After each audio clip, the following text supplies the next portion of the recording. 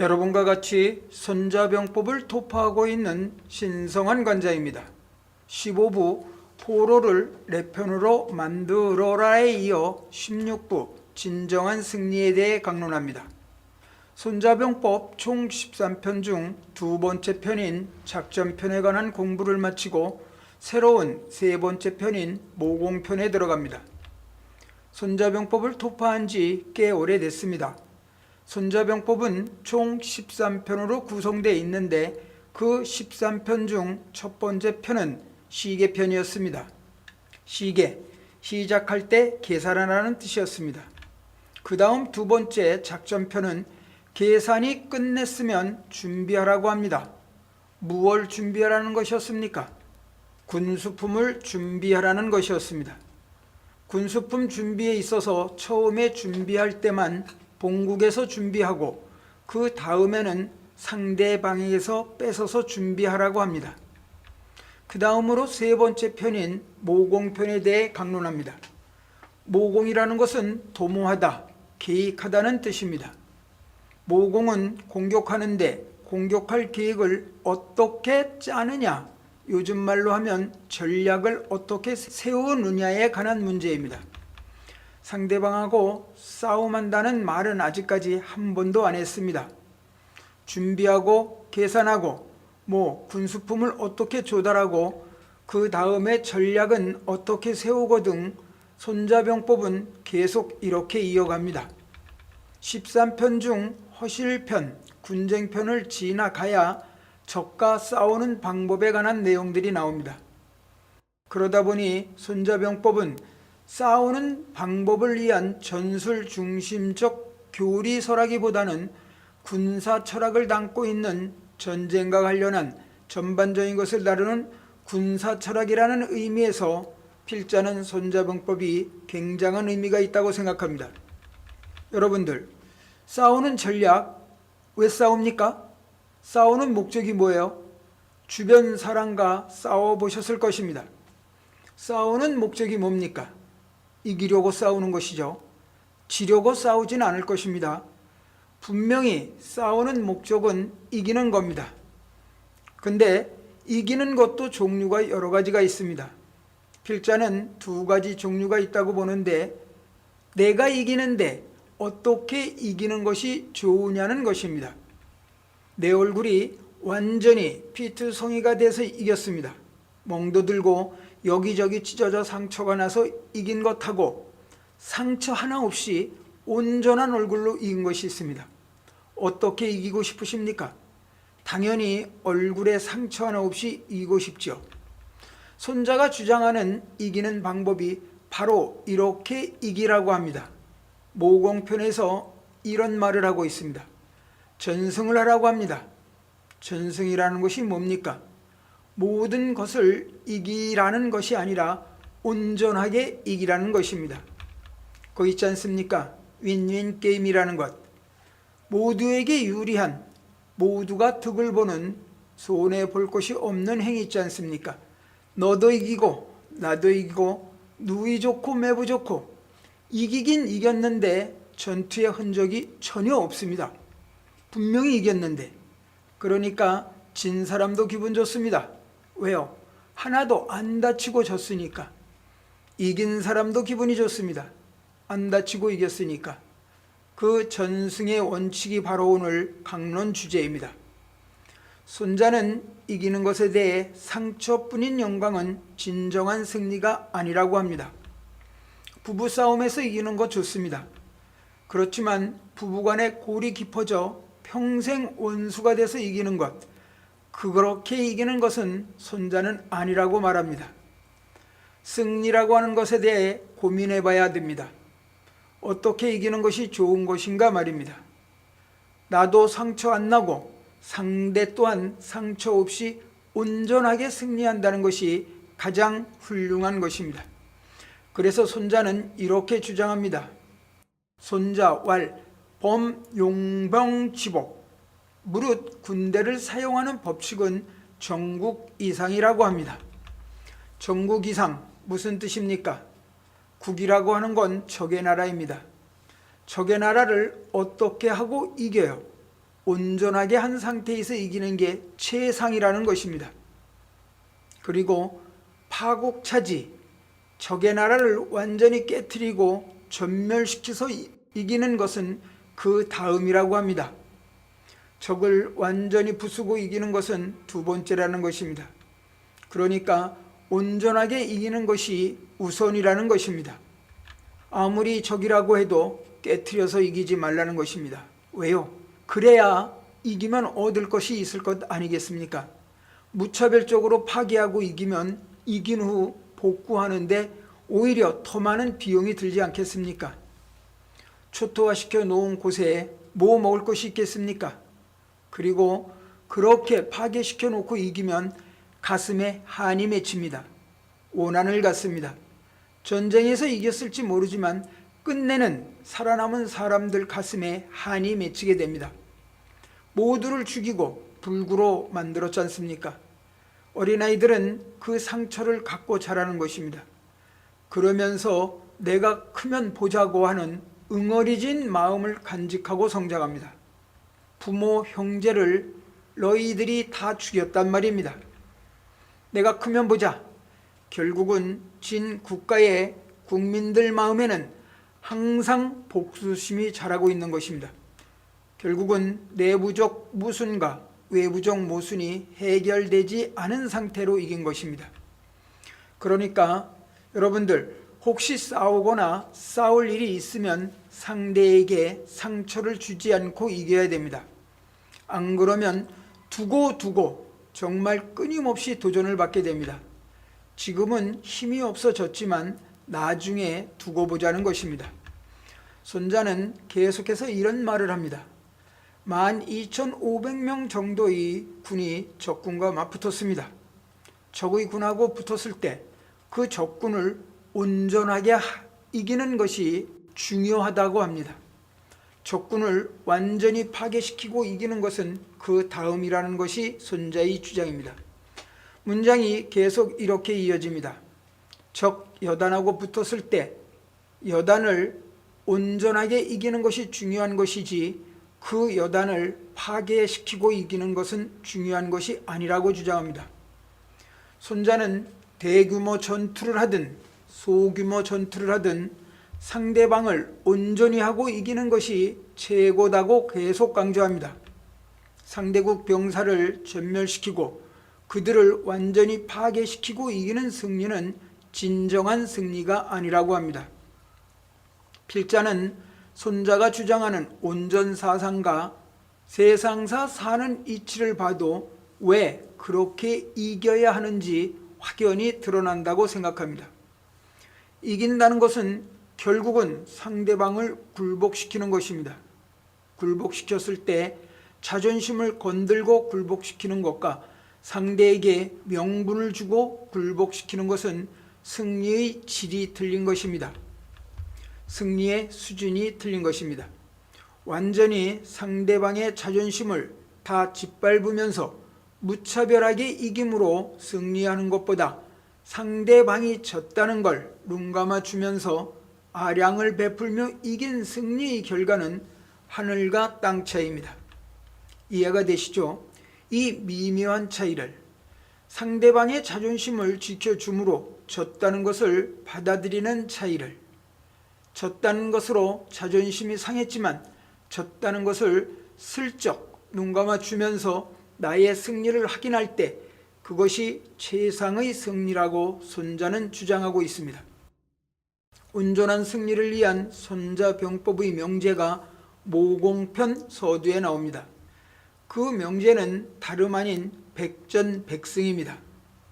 100번 싸워서 몇 번 이깁니까? 100번 싸워서 100번 이기는 것은 최고 중의 최고가 아니란 것입니다. 백전백승, 최고 중에 최고인 줄 알았는데 이상하지 않습니까? 100번 싸워서 100번 이기는 것이 왜 최고 중에 최고가 아닐까 의아하실 것입니다. 손자병법에 있어서 기막힌 발상이 바로 여기서 시작됩니다. 100번 싸워서 100번 이기는 것이 좋은 것이 아니라는 것입니다. 최상의 승리가 아니라는 것입니다. 그러면 어떤 승리가 최상의 승리입니까? 아니 불에 싸울 전자를 써서 부전승이 최고라고 합니다.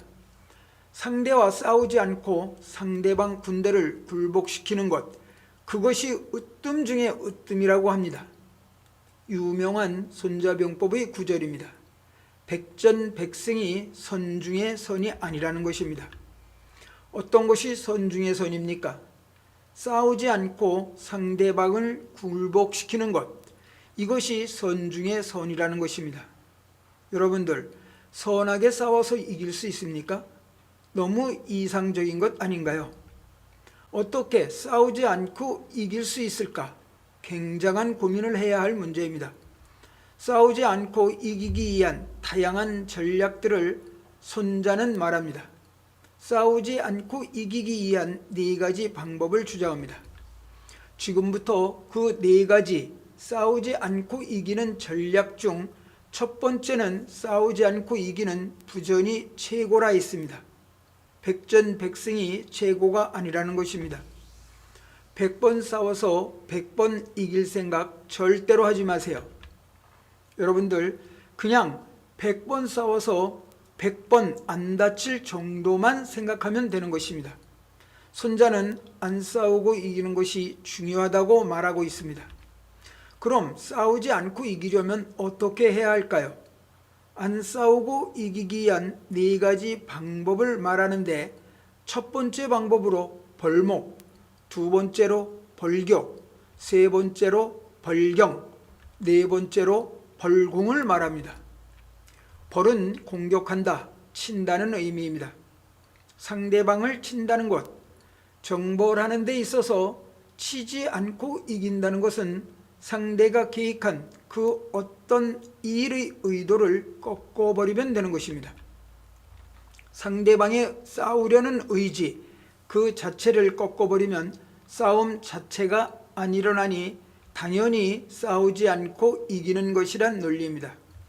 상대방하고 싸울 때 상대방이 갖고 있는 의지가 있을 것 아니겠습니까? 그것을 꺾어버리면 안 싸워도 되지 않습니까? 부전이 구린지병, 적을 제압하는 데 있어서 최고 상책 중에 상책이라고 하면서 그 방법으로 상대방의 싸우려는 의도를 꺾어버리라고 합니다. 싸울 의지를 없애버리라고 하며, 그것이 안 될 때는 두 번째로 주변과의 외교적인 관계를 꺾어버리라고 합니다. 주변에 도와줄 사람이 있으면 도와줄 사람들을 미리 가지쳐 놓으란 것입니다. 주변에 아무도 도와줄 사람이 없다고 느끼게 만들면 싸울 의지를 잃고 무릎을 꿇는다는 것입니다. 제시한 방법으로도 안 되면 마지막으로 어떻게 해야 됩니까? 부딪히지 않고 이기고자 한 것이 여의치 않으면 결국은 군대끼리 직접적인 충돌을 하는 것입니다. 그러면 직접적인 충돌을 할 때 제일 안 좋은 방법은 싸우지 않으려고 성에 틀어박혀 있는 적을 공격하는 것입니다. 나 안 싸울 거야. 덤벼봐. 난 성 안에서 지킬 테니까. 이렇게 탄탄히 지키고 있는 성을 직접 공격하는 것은 최하책이라고 손자는 말합니다. 그러면서 부존을 강조합니다. 안 싸우고 이겨라. 중국의 대외 정책 중에 이런 것이 있습니다. 여러분들도 들어보셨을 것입니다. 이의제의. 뭘 갖고 뭐를 통제해요? 오랑캐를 갖고 오랑캐를 통제한다. 이게 무슨 뜻입니까? 중국의 기본 외교 정책이 이것입니다. 중국은 한무제 때부터 이 정책이 이루어졌는데, 북쪽에는 흉노족, 동쪽에는 동이족, 북쪽의 서융 등 자기들 땅 외에 있는 사람들은 다 오랑캐로 보는 것입니다. 중국 사람들은 일단 이 오랑캐들과 자신들이 직접 싸우는 것이 아니라 오랑캐끼리 서로 싸우게 만드는 것입니다. 그러면 자기는 손 하나 안 다치고 상대방을 서로 다투게 함으로써 나는 다치지 않고 상대방이 나한테 공격도 못하는 승리를 얻을 수 있다는 것입니다. 앞에서 상대하고 싸워서 이기는 방법 중에 벌교를 말했습니다. 벌교라 함은 외교를 통해서 주변에 있는 나라와 떼어놓음으로 싸우려는 의지를 갖지 못하게 하는 것으로 벌교를 통해 싸울 의지를 꺾으라는 것입니다. 외교를 통해서 중국 외교에 관계하는 사람들의 말을 들어보면 중국은 남한과 북한을 보는 입장이 바로 EEJ로 보고 있다는 생각이 듭니다. 등거리 외교라는 것 있지 않습니까? 남한과 북한은 결국 뭡니까? 적절하게 오랑캐로 보는 것입니다. 그들의 머릿속에는 남한과 북한이라고 하는 것은 적절한 변방 국가니까 자기들끼리 서로 긴장감을 유지함으로써 자기들한테 이익이 된다고 보는 것입니다. 중국은 결코 남한과 북한이 통일되는 것을 절대 원하지 않습니다. 남한과 북한이 통일되면 바로 통일된 힘이 중국하고 바로 대치 상태에 이르니까 적절하게 둘이 대치에 있는 것이 중국으로서는 좋은 것입니다. 그래서 경제적으로는 남한과 교류를 하고 정치적으로는 북한과 교류하면서 적절하게 EEJ 외교 전략을 펴는 것입니다. 그런 EEJ 외교는 중국만이 아니라 미국도 충분히 그러고 있다는 생각을 필자는 합니다. 일본도 마찬가지로 우리 남한과 북한을 대하는 것이 EEJ적 외교 전략으로 바라볼 수 있다는 생각이 듭니다. 결국은 국제사회라는 것은 영원한 우방도 없고 영원한 적도 없다는 말처럼 나는 당신을 끝까지 믿을 테니까 날 책임지라는 것이 손자가 볼 때 굉장히 문제가 많은 것입니다. 아주 다양한 변수 속에서 끊임없이 상황을 통해서 외교 관계를 수립하고 수정해 나가는 것이 진정한 외교 전략이라고 합니다. 그랬을 때 특별한 어떤 상처 없이 이길 수 있는 승리 결과가 만들어진다는 것입니다. 손자병법에서 부전사상은 적의 의도를 꺾어라. 그것이 안 되면 적을 외교적으로 고립시켜라. 그래도 안 되면 적의 병력과 직접 충돌을 하는데 절대로 성 안에서 나오지 않고 성을 지키고 있는 적은 공격하지 말라는 것입니다. 여러분들, 성을 공격하려면 몇 배의 힘이 들어요? 10배는 더 힘이 듭니다. 위에서 기름 한번 부으면 많은 사상사가 한 번에 발생합니다. 그러니까 절대로 직접적인 성 공격은 하지 말라고 하는 것이 바로 부전사상의 핵심이라고 할 수 있습니다. 논어에도 부전사상에 대해 언급이 되고 있습니다. 전쟁이라고 하는 것 자체가 당시 지식인들이 가장 두려워하는 일 중에 하나였습니다. 논어에 이런 말이 나오는 것은 공자가 평소에 두려워했던 것은 제사 지내기 전에 자기를 돌아보는 의미에서 목욕 재개하는 것, 전쟁과 질병을 두려워하셨던 것으로 전쟁이라고 하는 것은 당시 많은 지식인들이 두려워했던 일 중의 하나였던 것입니다. 노자도 이런 말을 합니다. 노자 도덕경에 전쟁에서 이겼을 때 상례로 처리하라고 합니다. 상례로 처리하라는 것, 내가 적과 싸워서 전쟁에서 이겼습니다. 그랬을 때는 상례가 뭡니까? 상례라고 하는 것은 부모 또는 가족, 사랑하는 주변 사람들이 죽었을 때 하는 슬픔의 예절이지 않습니까? 상대방하고 싸워서 이겼다고 박수치지 말라고 합니다. 어떻게 하라고 합니까? 상례 치르듯이 하라고 합니다. 왜요? 슬픈 일이거든요. 내가 이긴 것은 결국은 누군가 졌다는 것이지 않습니까? 내가 살아남았다는 것은 누군가는 죽었다는 것으로 얼마나 슬픈 일입니까? 상례로 대하라. 전쟁에 이겼다고 개선문에서 박수치고 하는 것은 어떻게 보면 비극적인 것입니다. 그래서 안 싸우고 이기는 것이 제일 좋은 것입니다. 특별히 안 싸워 이겼다 하더라도 상례를 치른 것처럼 슬픈 예를 상대에게 취하는 것이 좋다는 것입니다. 부전사상을 설명할 수 있는 핵심 중에 하나가 합종연행책이라는 것이 있습니다. 중국이라고 하는 거대한 대륙이 춘추 전국시대 187개국에서 전국시대로 넘어오면서 7개국으로 정리가 됩니다. 그것을 전국칠웅이라고 합니다.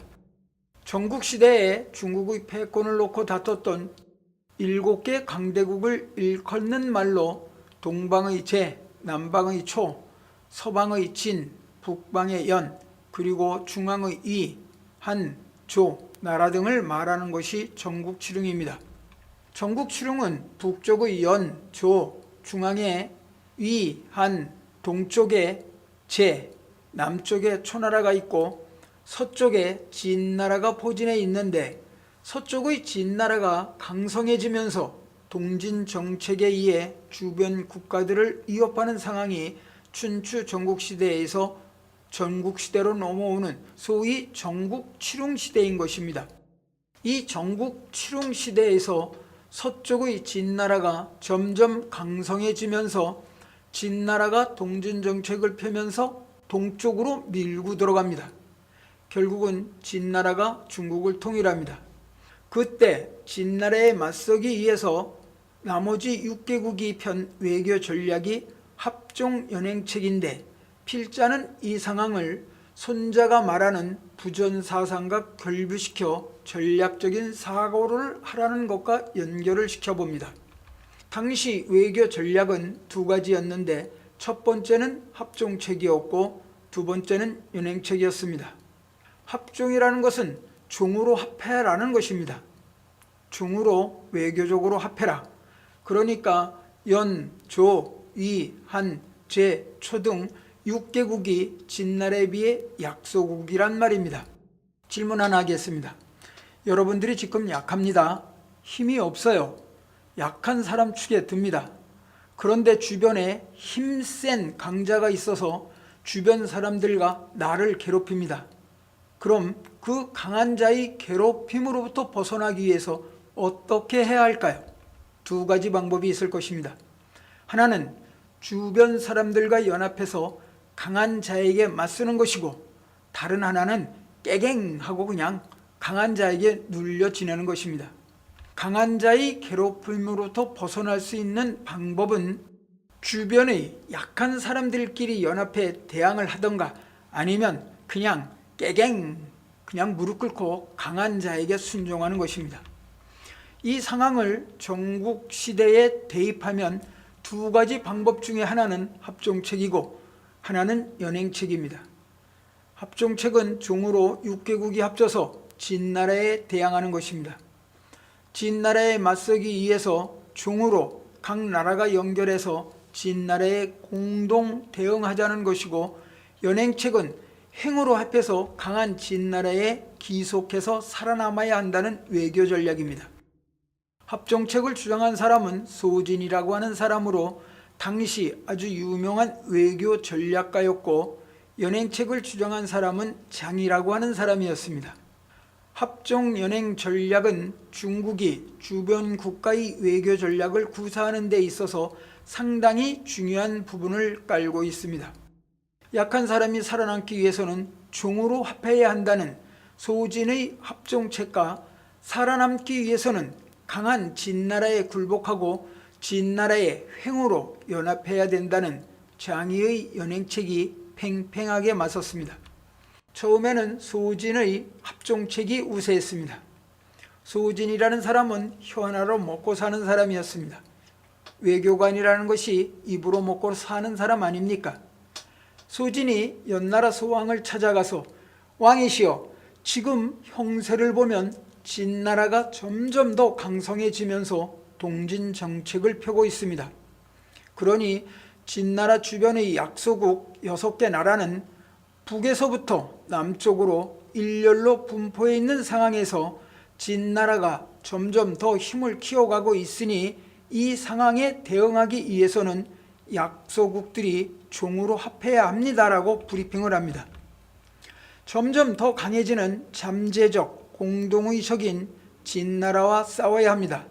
그러기 위해서는 6개국이 종으로 연합해서 힘을 키워야 합니다. 그러니 저한테 당신의 모든 외교권을 주십시오.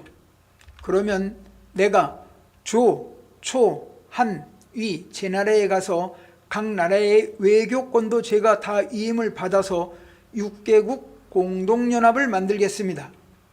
6개국이 합종하는 연합을 만들겠습니다라고 연나라 소왕에게 제안을 합니다. 연나라 왕이 들어보니 일리가 있거든요. 그래서 외교권과 모든 군사권을 줍니다. 소진이라고 하는 사람은 입 하나로 6개국의 공동재상이 됩니다. 마치 요즘 유로피안 연합 있지 않습니까? 유럽연합. EU가 왜 공동으로 뭉쳤습니까? EU가 출범한 것은 돈을 하나로 묶고 미국의 달러에 대응하기 위해서지 않습니까? 강한 미국의 달러에 자기들이 공동으로 합종하지 않으면 달러에 밀려서 경제가 종속될 것 같으니 뭉친 것입니다. 어떻게 보면 소진의 합종책을 배운 것 같습니다. 결국은 소진이 제안한 합종책이 받아들여져서 연을 중심으로 한 6개국 연합이 만들어져 강대국인 진나라에 맞섭니다. 진나라에 맞서는 6개국의 대등한 세력이 만들어지는데 그때 장이라는 전략가가 합종책이 아닌 연행책을 들고 나옵니다. 소진과 장이는 동창생이었습니다. 한 스승 밑에서 공부를 한 동창생입니다. 근데 생각이 전혀 달랐습니다.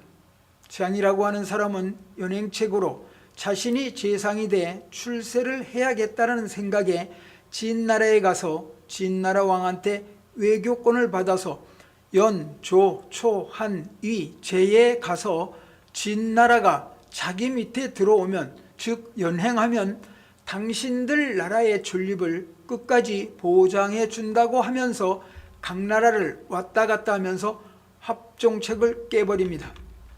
그리고는 진나라를 위주로 연, 조, 초, 한, 위, 제가 횡으로 연결되는 연행책으로 진나라에 기속하게 합니다. 결국은 6개국 개별의 나라들이 합종책을 버리고 연행책으로 돌아서면서 연나라로부터 시작해 6개국 모두가 다 진나라에 기속돼 망하게 됩니다. 그래서 끝내는 진나라가 중국을 통일하는 원천이 바로 연행책으로부터 시작된 것입니다. 필자는 이 합종 연행책을 보면서 이런 생각을 합니다. 중국 사람들이 갖는 미국에 대한 콤플렉스는 실제 존재한다고 생각합니다. 그것은 우리도 마찬가지일 것입니다. 미국이라고 하는 거대한 군사, 경제력을 갖고 있는 강대국인 미국에 대한 중국인들이 갖는 뭐랄까요? 그 어떤 위기감이 있을 것입니다.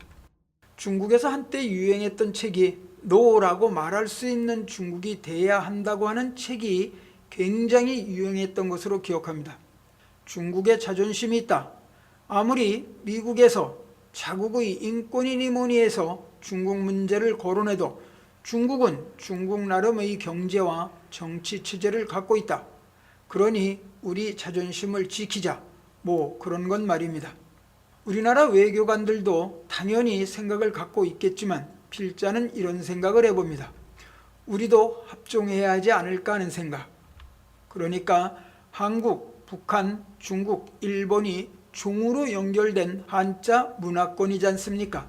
당연히 역사적으로 가깝고도 먼 사이이긴 하지만 동아시아와 극동아시아라는 뭔가 동질감을 갖고 있는 공동의 역사를 같이 공유하고 있는 나라들끼리 합쳐서 우리 나름대로의 힘을 증가시켜야 하지 않을까라는 생각. 그거 있지 않습니까? 오페크 같은 경우도 마찬가지가 아니겠습니까? 산유국들이 자기 나름대로의 힘을 키우기 위해 모인 것 아닙니까? 유럽연합, 아펙, 북미연합 등 결국은 뭡니까? 힘이 모자라면 모자란 사람들끼리 모여서 100%보다도 더 큰 150%의 힘을 만들어야겠다는 것입니다.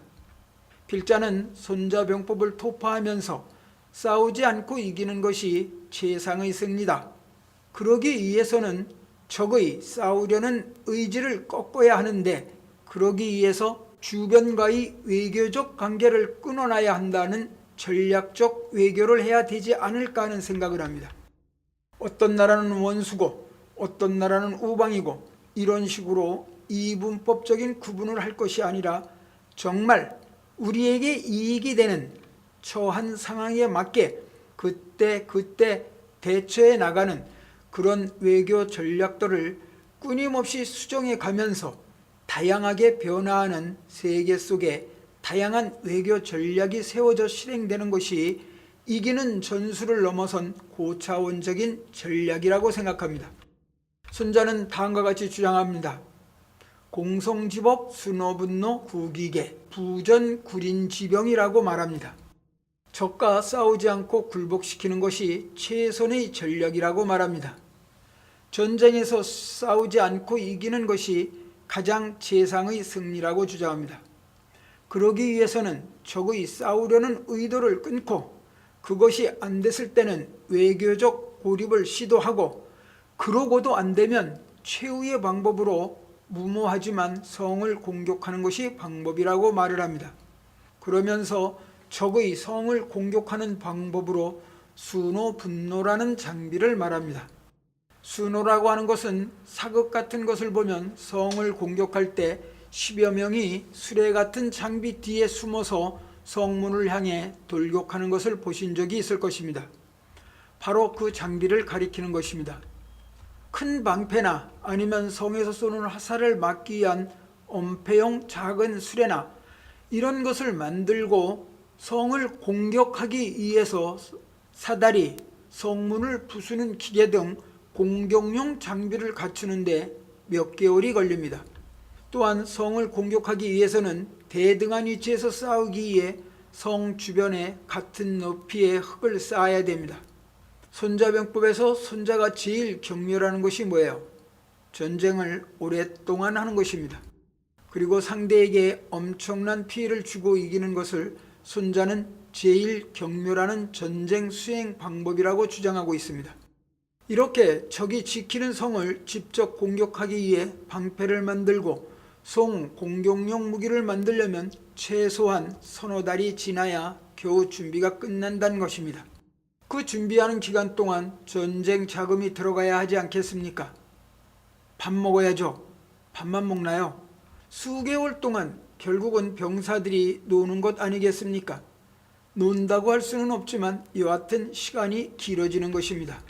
결국 이렇게 수없이 많은 공격용 무기를 만들고 토산을 쌓아서 적과 대등한 환경을 만들고 거기다가 장군이라고 하는 사람이 장부 승기분, 자기의 분노를 이기지 못해 병사들을 개미처럼 성벽에 붙어서 올라가게 해 병사들을 죽이는 엄청난 재앙을 갖고 온단 말입니다. 이렇게 무모하게 공격해서 싸우는 것이 최악의 재앙이라고 합니다. 싸우기는 하지만 전승이 좋은 것이라고 강조합니다. 전승, 윈닝 게임이 좋다는 것입니다.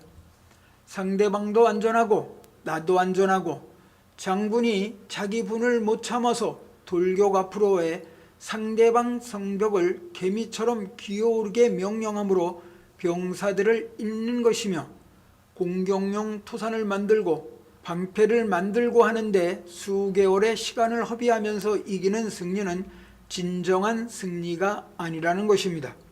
이것이 손자병법의 부전승 사상의 핵심입니다. 노자는 도덕경에서 선의사자불무, 선전자불노라고 합니다. 훌륭한 장수는 무력을 쓰지 않고 잘 싸우는 자는 화를 내지 않는다라고 하는 것입니다. 용인술에 관한 것으로 어떤 일을 행함에 있어 실무자가 임무를 수행함에 있어 무엇이 우선되어야 하는지 생각하게 하는 글귀입니다. 군대로 하여금 적의 성벽을 기어오르게 하고 장군이 자신의 분노를 못 참고 병사들을 몰살시키는 이러한 최악의 공성전은 피해야 한다는 것입니다. 전쟁이라고 하는 것이 승리를 하는 것이 중요한 것이 아니라 상처를 서로 안 받고 이기는 것이 중요하다는 것이 손자의 주장입니다. 도덕경에 이런 말이 있습니다. 정말 잘 싸워서 이기는 자는 절대로 자기가 힘이 세다는 것을 밖으로 보이질 않는다고 합니다.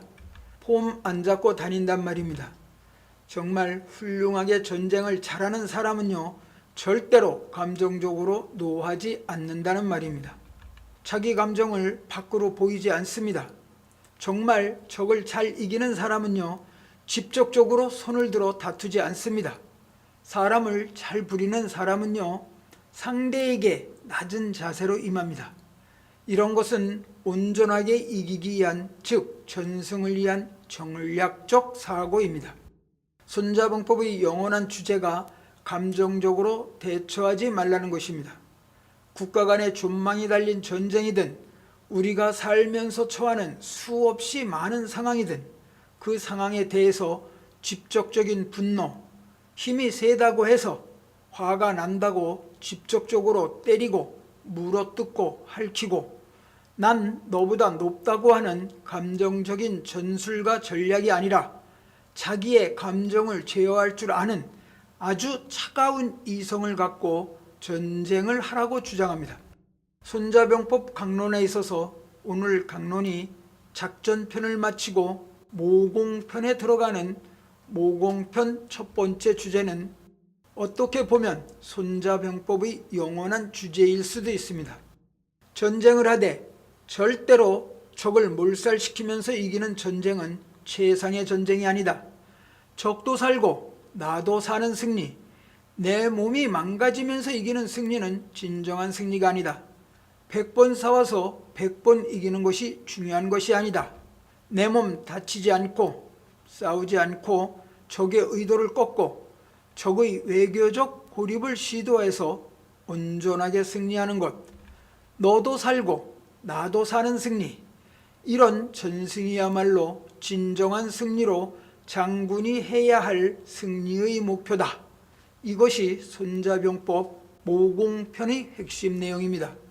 모공편의 핵심인 전승사상을 토파하면서 필자는 태권도계 조직 핵심 임원들이 조직을 운영함에 있어 꼭 상기해야 될 사상이라고 생각합니다.